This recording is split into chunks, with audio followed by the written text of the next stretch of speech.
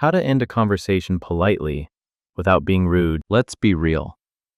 There is nothing worse than being held hostage by your own politeness. You know exactly the feeling I'm talking about. You are standing there, your feet are hurting, your drink is empty, and the person in front of you has been talking about their cat's dietary restrictions for 20 minutes straight. Your brain is screaming, "Leave, just walk away." But your body is frozen. You keep nodding.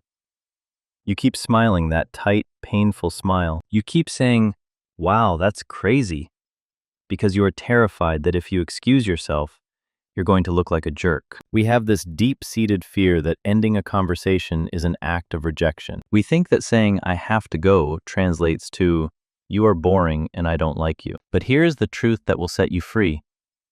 Ending a conversation isn't rude. Dragging out a dead conversation is rude. It's rude to yourself because you're wasting your time. And honestly, it's rude to them because you're giving them a fake version of your attention. So, how do we do it? How do we escape the trap without hurting anyone's feelings? Today, I'm going to give you the exact scripts and psychological triggers that let you exit any conversation, whether it's at a networking event, a party, or just bumping into an old acquaintance at the grocery store, with total grace. The first technique is what I call the purpose-driven exit. The biggest mistake people make when they try to leave a conversation is that they over-explain. They start making up lies. "Oh, I think I hear my phone ringing," or "I need to go check the meter on my car." Don't do that. Lies create anxiety. Instead, you need to state a simple, unarguable need. The best one? The beverage refill. It's classic for a reason. You wait for a tiny pause in their story, you smile warmly, and you say, "I'm so sorry to interrupt, but I'm going to go grab another drink while the bar is open. It was so great catching up with you." Notice the structure there. First, you state the action. "I'm getting a drink." Second, you close the loop.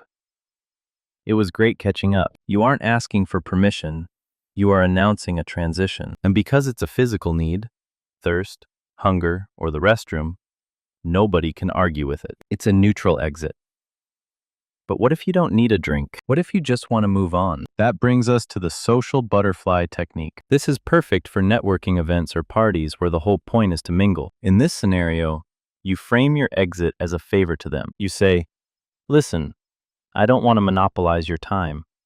I know there are a ton of people here you probably want to say hi to, so I'm going to circulate a bit." This is psychological magic. Instead of saying, "I'm bored of you," you're saying, "I am being considerate of your social calendar." You are releasing them. It makes you look gracious and socially aware. You can even add, "I'm going to do a lap and say hello to the host, but let's definitely connect later." It's light, it's breezy, and it leaves no room for awkwardness. Now let's talk about the hardest scenario of all, the rambler. The person who does not take a breath. They are speaking in run-on sentences, and there is no natural pause for you to jump in. If you wait for a silence, you will die of old age standing in that spot. In this case, you have to use the body language interrupt. Words are only about 7% of communication. The rest is physical. If your feet are planted like a tree, and you are facing them directly, your body is saying, "I am here to stay." To break the spell, you have to start leaving before you speak.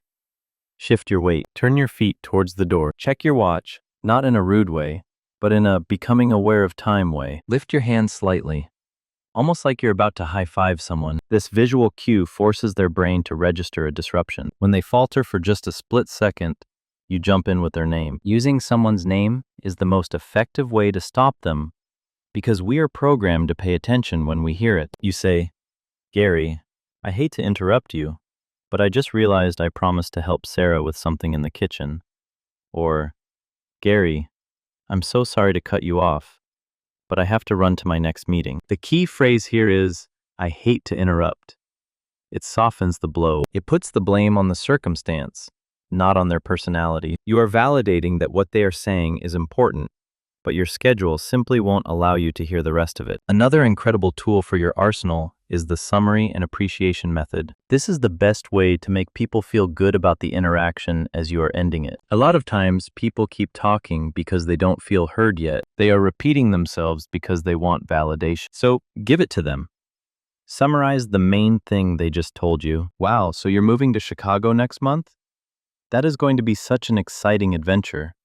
I'm really rooting for you. By summarizing, you prove you were listening. Then, you immediately pivot to the exit. I'm so glad you told me that. I've actually got to head out now, but please keep me posted on the move. It provides a sense of closure. It puts a period at the end of the sentence, so the conversation doesn't feel like it was left hanging in midair. I also want to introduce you to the handoff. This is my secret weapon when I'm at an event and I see a friend nearby. If you are stuck talking to someone about, say, golf, and you know nothing about golf, but you see your friend Mike who loves it, you are saved. You wave Mike over. Hey Mike, come here for a second. This is Steve. Steve was just telling me about this incredible course in Florida, and I know you'd love to hear about it. You introduce them. You watch them exchange a few sentences, and then, once they are locked in, you slowly back away. I'll let you two geek out on that. I'm going to say hi to the bride. You have successfully cloned yourself. You didn't just leave, you provided a replacement. You are a hero in that situation. Now, there is one thing that ruins all of these techniques, and that is guilt. If you say these lines, but your eyes are darting around nervously and your voice sounds apologetic, it's going to feel rude. You have to commit. Your tone needs to be warm but final. It's what I call the past tense shift.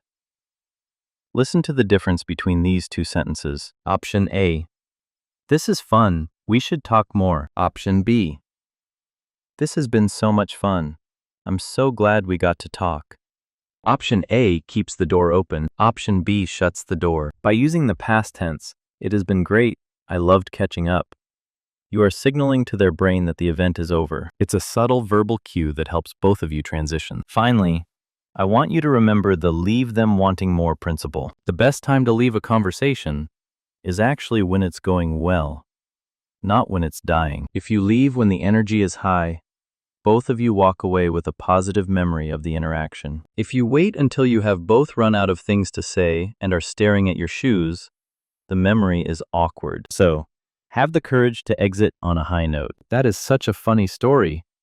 Oh my gosh, on that note, I actually have to get going, but that made my day. So, the next time you feel that heavy, stuck feeling, don't suffer. Don't let your social battery drain to zero. Use the drink refill. Use the summary. Use the handoff. Stand tall, smile warmly, and reclaim your time. Because the art of conversation isn't just about how you start. It's about knowing how to finish. Thanks for watching, and go have some great, short conversations.